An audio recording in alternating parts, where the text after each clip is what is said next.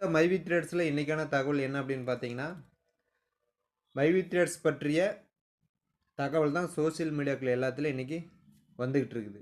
பணம் வருமா வராதா, எம்டி வருவாரா வரமாட்டாரா, நிறுவனம் நடக்குமா நடக்காதா, இப்படின்ற பல வகையான கேள்விகளோட நிறைய செய்திகள் நம்ம காதுக்கு வந்துக்கிட்டு இருக்கு.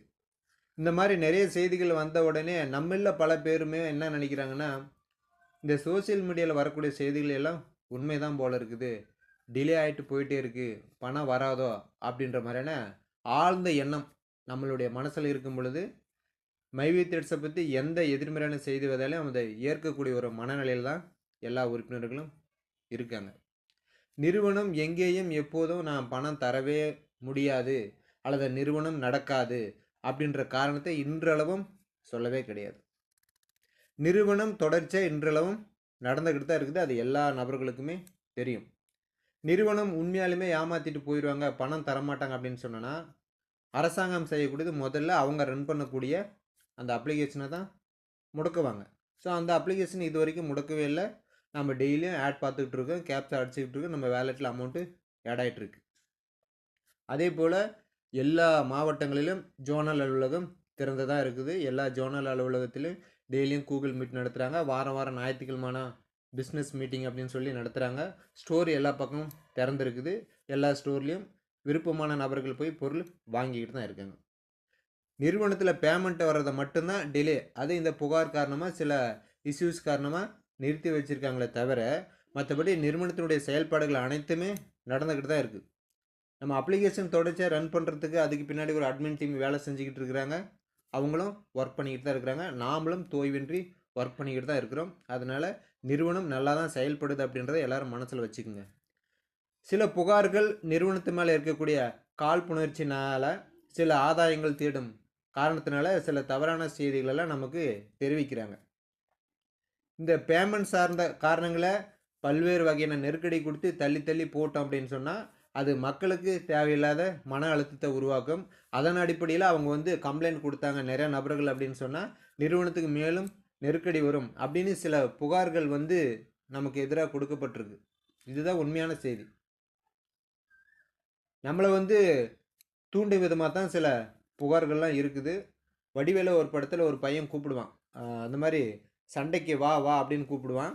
அதுக்கப்புறம் போனதுக்கப்புறமா வடிவேலனுடைய அந்த கிட்னியெல்லாம் எடுத்துக்கிட்டு டைல் போட்டு அனுப்பிச்சிடுவாங்க.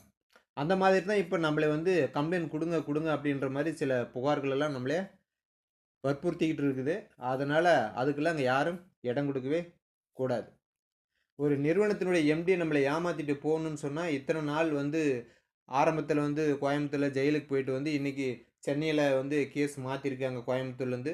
அதுக்கு போய் அவர் வீட்டில் இருக்கக்கூடிய உறுப்பினர்கள்லாம் விட்டுட்டு கூட நமக்காக சென்னையில் தங்கி ஒவ்வொரு வாய்தாவும் அட்டன் பண்ணி நிறுவனத்தை மீட்டெடுத்து நம்மளை நம்பி மக்கள் இருக்காங்க.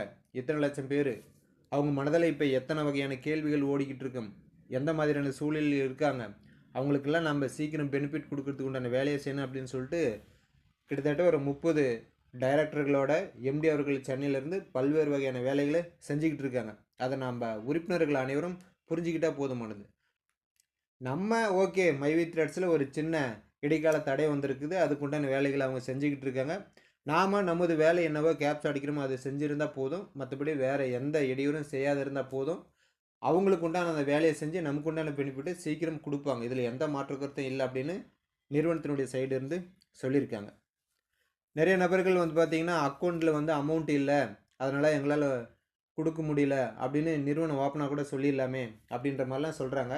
அவங்க அக்கௌண்ட்டில் அமௌண்ட் இல்லைன்னா நம்ம இன்றளவும் டெய்லியும் பார்க்கக்கூடிய அமௌண்ட்டு நம்ம வேலெட்டில் ஆட் ஆகிட்டு இருக்குது. ஸோ அவங்களுக்கே தெரியும் தானே, அமௌண்ட்டு நம்ம அக்கௌண்ட்டில் இல்லை, ஏன் இவங்களை பார்க்க சொல்லணும் அப்படின்னு சொன்னால் முதல்ல அதை ஸ்டாப் பண்ணியிருக்கலாம்.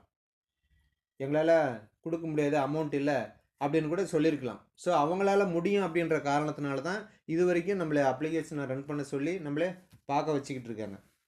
அதை நம்ம எல்லாருமே கண்டிப்பாக மனசில் வச்சுக்கணும்.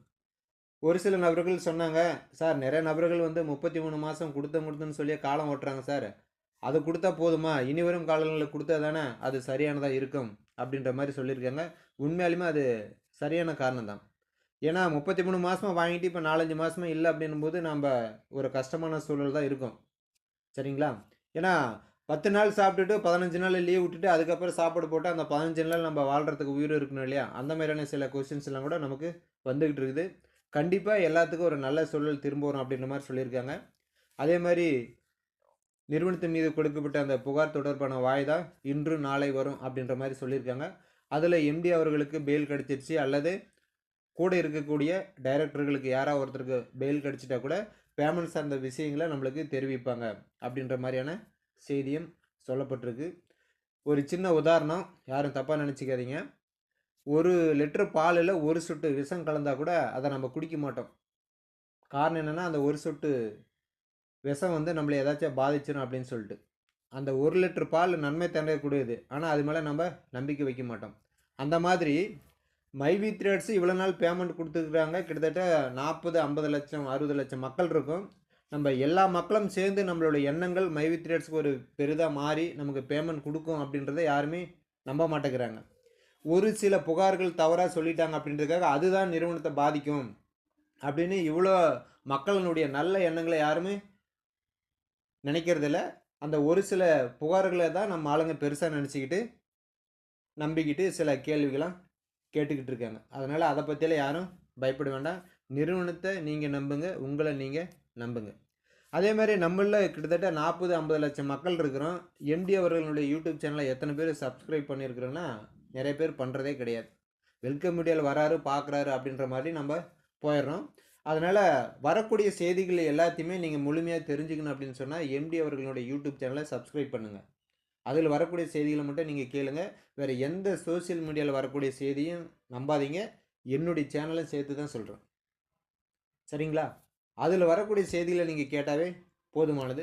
உங்களுக்கு ஒரு நியூஸ் வருது மைவி த்ரெட்ஸை பற்றி அப்படின்னு சொன்னால் முதல்ல நீங்கள் அந்த வீடியோவை பாருங்கள் முழுமையாக. அதில் என்ன சொல்லியிருக்கிறாங்க, இதை குரூப்பில் போட்டால் மக்கள் ஏற்றுப்பாங்களா ஏற்றுக்க மாட்டாங்களா, இது சரிதானா, சொல்லியிருக்கக்கூடிய செய்திகள் உண்மைதானா அப்படின்றதெல்லாம் நீங்கள் ஒரு முறை பார்த்துட்டு அதுக்கப்புறமா குரூப்பில் ஷேர் பண்ணுங்கள்.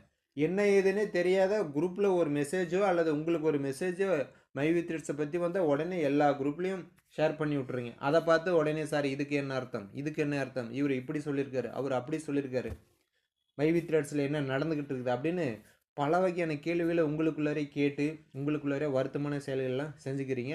அதெல்லாம் தயவு செய்து அவாய்ட் பண்ணுங்கள். எம்டி நமக்காக தான் இவ்வளோ வேலையை அவர் செஞ்சுக்கிட்டு இருக்காரு சென்னையில் போய் உக்காந்துக்கிட்டு. இன்னும் நிறைய மைவி த்ரெட்ஸில் சொல்ல முடியாத சில திட்டங்களெல்லாம் இருக்குது. அதுக்கெல்லாம் இந்த புகார் காரணமாக அவரால் வெளியில் வர முடியாத காரணத்தினால அதெல்லாம் கொஞ்சம் தடைப்பட்டிருக்குது. அதனால் ஜூலை 1லேருந்து சில திட்டங்கள்லாம் வர இருந்துச்சு. ஸோ அது இந்த வழக்கு காரணமாக தள்ளி போயிருக்குது. முடிஞ்ச வழக்கு இந்த வழக்கு சீக்கிரமாக முடிஞ்சு நம்ம எல்லாத்துக்கும் எல்லா வகையான பெனிஃபிட்டும் கொடுப்பாங்க அப்படின்ற மாதிரி சொல்லியிருக்காங்க.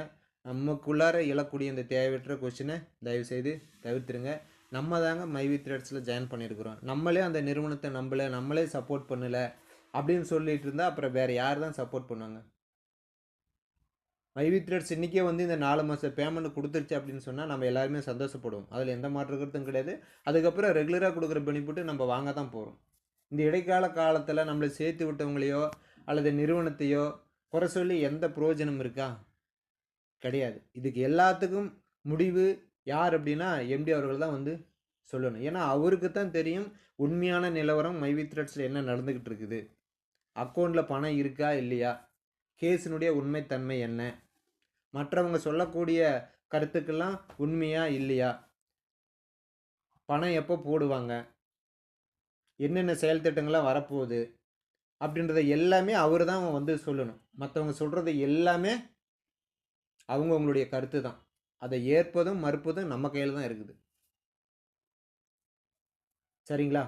அதனால் எல்லாரும் கொஞ்சம் புரிஞ்சிக்க ட்ரை பண்ணுங்கள். நான் சொல்கிறது வந்து உங்களை வந்து சமாதானப்படுத்துறதுக்கோ அல்லது மோட்டிவேஷன் பண்ணுறதுக்கோ அல்லது சப்பக்கட்டு கட்டுறதுக்கோ அல்லது இந்த நிறைய நபர்கள் சொல்கிறாங்க. நேற்று கூட எனக்கு ஒரு நண்பர் மெசேஜ் அனுப்பியிருந்தார், அவருக்கு தெரியும்னு நினைக்கிறேன்.